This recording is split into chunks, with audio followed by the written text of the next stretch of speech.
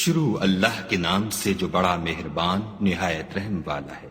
الف لام را، یہ خدا کی کتاب اور قرآن روشن کی آیتیں ہیں۔ کسی وقت کافر لوگ آرزو کریں گے کہ اے کاش وہ مسلمان ہوتے۔ اے محمد صلی اللہ علیہ وآلہ وسلم، ان کو ان کے حال پر رہنے دو کہ کھا لیں اور فائدے اٹھا لیں، اور طول عمل ان کو دنیا میں مشغول کیے رہے۔ ان قریب ان کو اس کا انجام معلوم ہو جائے گا۔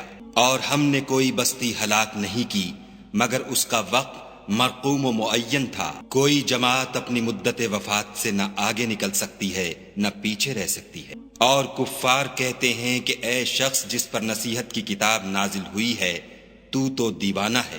اگر تو سچا ہے تو ہمارے پاس فرشتوں کو کیوں نہیں لے آتا؟ کہہ دو ہم فرشتوں کو نازل نہیں کیا کرتے مگر حق کے ساتھ، اور اس وقت ان کو مہلت نہیں ملتی۔ بے شک یہ کتاب نصیحت ہم ہی نے اتاری ہے اور ہم ہی اس کے نگہبان ہیں۔ اور ہم نے تم سے پہلے لوگوں میں بھی پیغمبر بھیجے تھے، اور ان کے پاس کوئی پیغمبر نہیں آتا تھا مگر وہ اس کے ساتھ استہزاء کرتے تھے۔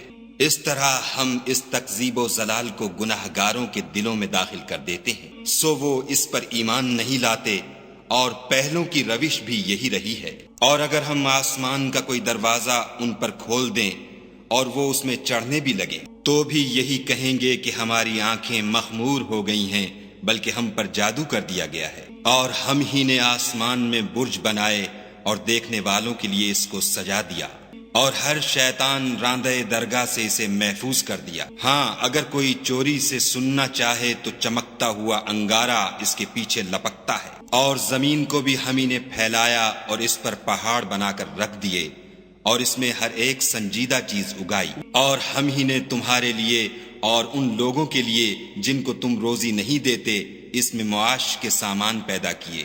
اور ہمارے ہاں ہر چیز کے خزانے ہیں، اور ہم ان کو بمقدار مناسب اتارتے رہتے ہیں۔ اور ہم ہی ہوائیں چلاتے ہیں جو بادلوں کے پانی سے بھری ہوئی ہوتی ہیں، اور ہم ہی آسمان سے مے برساتے ہیں، اور ہم ہی تم کو اس کا پانی پلاتے ہیں، اور تم تو اس کا خزانہ نہیں رکھتے۔ اور ہم ہی حیات بخشتے اور ہم ہی موت دیتے ہیں۔ اور جو لوگ تم میں پہلے گزر چکے ہیں ہم کو معلوم ہیں، اور جو پیچھے آنے والے ہیں وہ بھی ہم کو معلوم ہیں۔ اور تمہارا پروردگار قیامت کے دن ان سب کو جمع کرے گا، وہ بڑا دانا اور خبردار ہے۔ اور ہم نے انسان کو کھنکھناتے سڑے ہوئے گارے سے پیدا کیا ہے، اور جنوں کو اس سے بھی پہلے بے دھوئیں کی آگ سے پیدا کیا تھا۔ اور جب تمہارے پروردگار نے فرشتوں سے فرمایا کہ میں کھنکھناتے سڑے ہوئے گارے سے ایک بشر بنانے والا ہوں، جب اس کو صورت انسانیہ میں درست کر لوں اور اس میں اپنی بے بہا چیز یعنی روح پھونک دوں تو اس کے آگے سجدے میں گر پڑنا۔ تو فرشتے تو سب کے سب سجدے میں گر پڑے مگر شیطان کہ اس نے سجدہ کرنے والوں کے ساتھ ہونے سے انکار کیا۔ خدا نے فرمایا کہ ابلیس تجھے کیا ہوا ہے کہ تو سجدہ کرنے والوں میں شامل نہ ہوا؟ اس نے کہا میں ایسا نہیں ہوں کہ انسان کو جس کو تو نے کھنکھناتے سڑے ہوئے گارے سے بنایا ہے سجدہ کروں۔